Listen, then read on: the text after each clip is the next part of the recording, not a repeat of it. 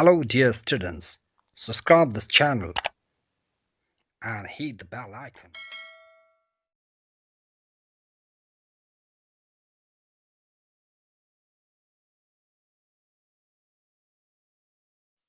Let's start.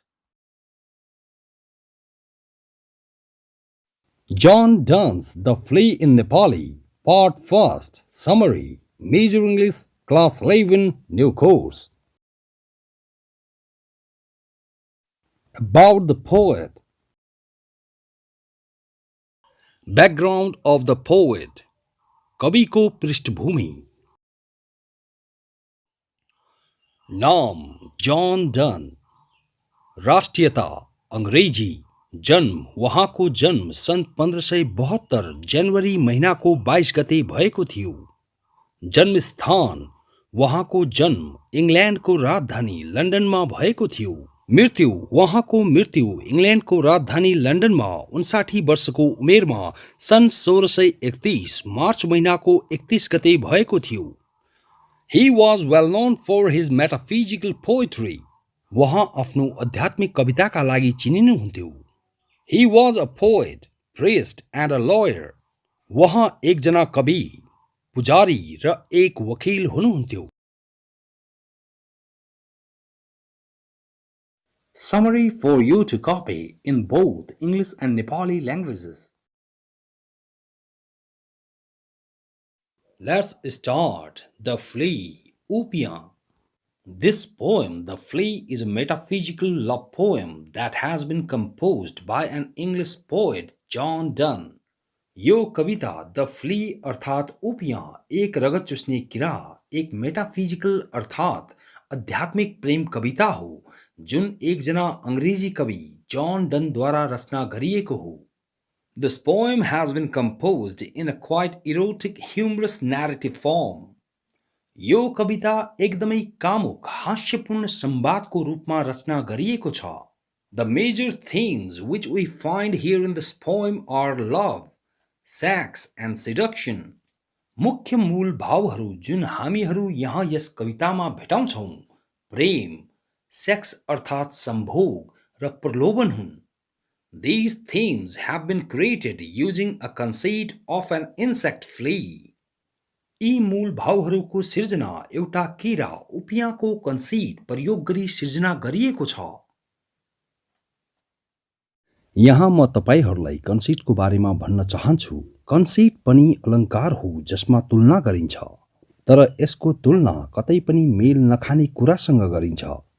यसलाई रूपकको बृहत रूपमा लिन सकिन्छ. कन्सिटले तुलना गर्नका लागि सिमिली र मेटाफोरबाट मद्दत लिन्छ. म यहाँ तपाईहरूलाई सिमिली, मेटाफोर र कन्सिटको बारेमा उदाहरणसहित भन्न गइरहेको छु. सिमिली एउटा अलङ्कार हो जसले तुलना एज र लाइकको मद्दतमा गर्दछ. नेपालीमा हामीहरू यसलाई उपमा भन्दछौँ. उदाहरणका लागि he is as slow as snail. यहाँ हीलाई स्नेलसँग तुलना गरिएको छ, तर तुलना गर्नका लागि एजको प्रयोग भएको छ. दोस्रो उदाहरण she is like a red rose. यहाँ सीलाई एउटा रातो गुलाबसँग तुलना गरिएको छ, तर तुलना गर्नका लागि यहाँ लाइकको प्रयोग भएको छ. त्यसैले हामी सिमिलीमा तुलना गर्दाखेरि एज र लाइकको प्रयोग गर्छौं. त्यसैगरी मेटाफोर पनि एउटा अलङ्कार हो. यसलाई हामी नेपालीमा रूपक भन्दछौं जसमा हामी दुई कुराहरू बीच तुलना गर्दछौं. तर यहाँ सिमिली जस्तै एज र लाइकको प्रयोग हुँदैन. कुनै पनि एक कुरालाई सिधै अर्को कुरासँग तुलना गरिन्छ. उदाहरणका लागि ही इज अ टाइगर. यहाँ हीलाई सिधै एउटा टाइगरसँग तुलना गरिएको छ. त्यसैगरी कन्सिट पनि एउटा बृहत रूपकको रूपमा लिइन्छ.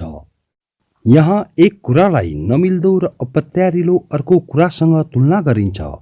तर कन्सिटमा हामीहरू सिमिली र मेटाफोर जस्तै एजको, लाइकको प्रयोग गर्न सक्छौं, तर यसको कम्प्यारिजन अपत्यारिलो हुन्छ.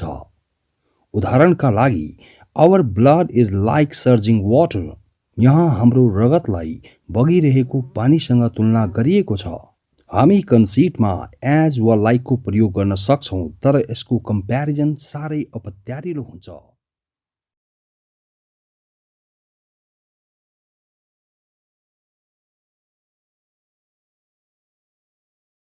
The speaker of the poem tries to convince a lady to sleep with him, arguing that if their blood mingling in the flea is innocent, their sexual mingling would also be innocent.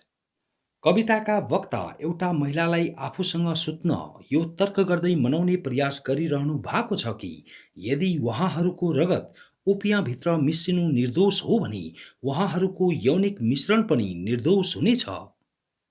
There are altogether three different stanzas in this poem. यस कवितामा जम्मा तीनवटा फरक फरक श्लोकहरू छन्। The rhyme scheme of this poem is AA, BB, CC and DDD. यस कविताको कविता योजना AA, BB, CC र DDD हो। प्रस्तुत छ हाम्रो कविता द फ्ली। यस कवितामा तीनवटा फरक फरक श्लोकहरू रहेका छन्। प्रत्येक श्लोकमा हामीहरू 9वटा हरफहरू भेटाउँछौं। प्रथम श्लोकमा पहिलो र दोस्रो हरफ राइमिङ गर्दा उस्तै सुनिन्छन्। यहाँ दिस र इज राइमिङ भएका छन्, त्यसैले ए। तेस्रो र चौथो हरफका दी र बी राइमिङ भएका छन्, त्यसैले बी। पाँचौं र छैठौं हरफका स्याड र म्याडन हेड राइमिङ भएका छन्, त्यसैले सी। सातौं, आठौं र नौं हरफका वो, टु, डो राइमिङ भएका छन्, त्यसैले डी। त्यसैले ए, बीबी, सीसी, डी लयात्मक ढङ्गले उस्तै छन्। In the very first stanza, the speaker is telling his beloved to look at the flea before them and to note how little is that thing that she denies him for. प्रथम श्लोकमा वक्ता उहाँको प्रेमिकालाई उहाँहरूको अघि रहेको एउटा उपियाँलाई हेर्न र त्यो कुरा कति सानो कुरा हो भनी ध्यान दिन भनिरहनु भएको छ जुन तिनी उहाँका लागि अस्वीकार गर्छिन्। Here the speaker is comparing his demand for intercourse with a little flea. यहाँ वक्ता सम्भोग गर्ने आफ्नो मागलाई एउटा सानो उपियाँसँग तुलना गर्नुहुन्छ।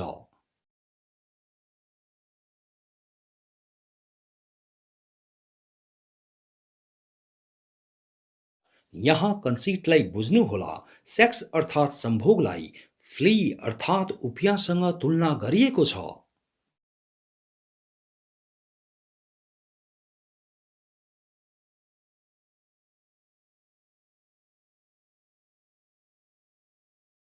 The speaker is upset for his beloved's denial and wants to persuade his beloved, saying that sex is a minor thing as a flea. वक्ता आफ्नो प्रेमिकाको इन्कारले दुखी हुनुहुन्छ र आफ्नो प्रेमिकालाई सम्भोग एउटा उपियाँ जस्तै सामान्य हो भनी मनाउन चाहनुहुन्छ।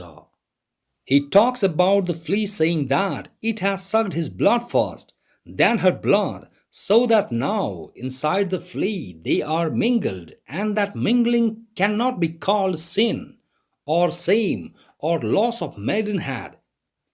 वहाँ उपियाँको बारेमा भन्दै कुरा गर्नुहुन्छ कि यसले प्रथम वहाँको रगत चुसेको छ, त्यसपछि तिनको रगत चुसेको छ, त्यसैले अहिले उपियाँभित्र वहाँहरू मिसिनु भएको छ र त्यो मिश्रणलाई पाप वा लाज वा युवती सम्मानको लोभ भन्न सकिँदैन।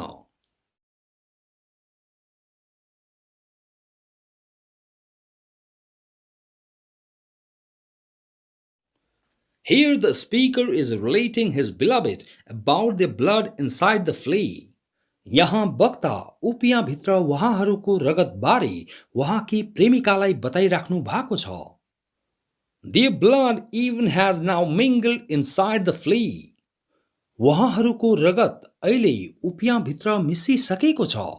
He tries to convince his beloved that the relation which he wants to establish with her never be considered the matter of sin, shame or loss of virginity.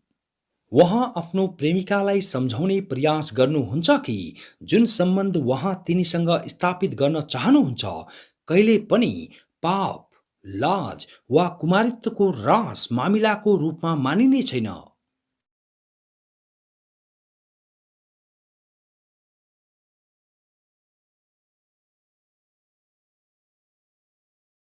According to the speaker, the flea is swollen with their mixed blood. वक्ताका अनुसार उपियाँ वहाँहरूको मिश्रित रगतले फुलेको छ. It had joined them together in such a way that is more than his desire of loving her in reality. यसले वहाँहरूलाई यस प्रकार जोडेको छ कि यथार्थमा वहाँको तिनलाई कामुक कार्यका लागि प्रलोभन गर्ने इच्छाभन्दा पनि बढी छ. Here we find the speaker emphasizing that their relationship has moved further than his desires of intercourse. यहाँ हामीहरू वक्तालाई वहाँको सम्भोगको इच्छाहरू भन्दा पनि वहाँहरूको सम्बन्ध अघि बढिसकेको कुरामा जोड दिइरहनु भएको भेटाउँछौं. When the speaker notices his beloved moving ahead to kill the flea, he stays her hand. जब वक्ता वहाँको प्रेमिका उपियाँलाई मार्न भनी अघि बढेको देख्नुहुन्छ, वहाँ तिनको हातलाई रोक्नुहुन्छ. He asks her to spare the 3 leaves inside the flea. वहाँ उपियाँ भित्र रहेका 3वटा जीवनहरूलाई छाडिदेऊ भनी तिनलाई भन्नुहुन्छ. For example, his life, her life and the flea's life. उदाहरणका लागि वहाँको जीवन, तिनको जीवन र उपियाँको जीवन. He says that their mingled blood inside the flea means they are more than the married couple and the flea is their marriage bed and marriage temple. वहाँ भन्नुहुन्छ कि वहाँहरूको उपियाँ भित्रको मिश्रित रगतको अर्थ वहाँहरू वैवाहिक जोडी भन्दा पनि माथि हुनुहुन्छ र उपियाँ वहाँहरूको वैवाहिक ओछ्यान र वैवाहिक मन्दिर हो.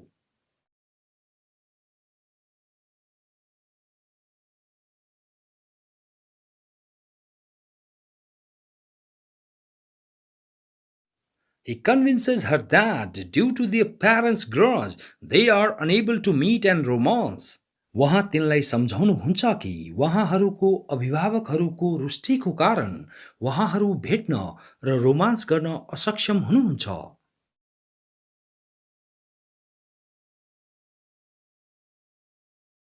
In this way, they are nevertheless united and cloistered in the living walls of the flea. यस प्रकारले वहाँहरू उपियाँको जीवन्त भित्ताहरूमा जे भए तापनि एकताबद्ध र बन्धित हुनुहुन्छ. Here he blames his beloved when she tries to kill the flea. यहाँ वहाँ आफ्नो प्रेमिकालाई आरोप लगाउनुहुन्छ जब तिनी उपियाँलाई मार्ने प्रयास गर्छिन्. According to him, in killing the flea, she is murdering 3 leaves. वहाँका अनुसार उपियाँलाई मार्नुमा तिनी 3 जीवनहरू मारिरहेकी छिन्. It is suicide because she is effectively killing herself inside the flea. यो आत्महत्या हो किनकि तिनी कुशलतापूर्वक उपियाँ भित्र स्वयंलाई मारिरहेकी छिन्. And it's sacrilege because they are married inside the flea. र यो पवित्रताको उल्लङ्घन हो किनकि वहाँहरू उपियाँ भित्र विवाहित हुनुहुन्छ. He calls his beloved cruel and sudden who has killed the flea with her nail. वहाँ आफ्नो प्रेमिकालाई निर्दयी र अधैर्य भन्नुहुन्छ जसले उपियाँलाई आफ्नो नङले मारेकी छिन्. Her fingernail is now purple with the blood of an innocent flea. तिनको नङ अहिले निर्दोष उपियाँको रगतले बैजनी रङको छ.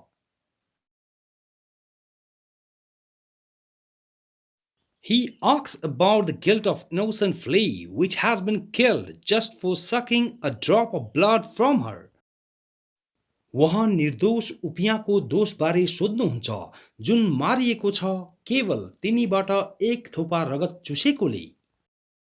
After killing the flea, his beloved replies that by killing the flea, no one of them have become weaker and nothing has been lost.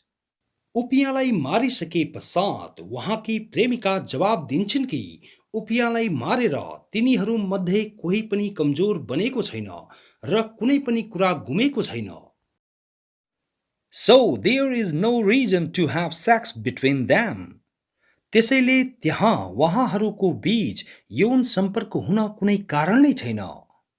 The speaker uses his logic saying that if she doesn't have a sense of fear and loss of honor after killing the flea, there won't be any loss of dignity if they make love.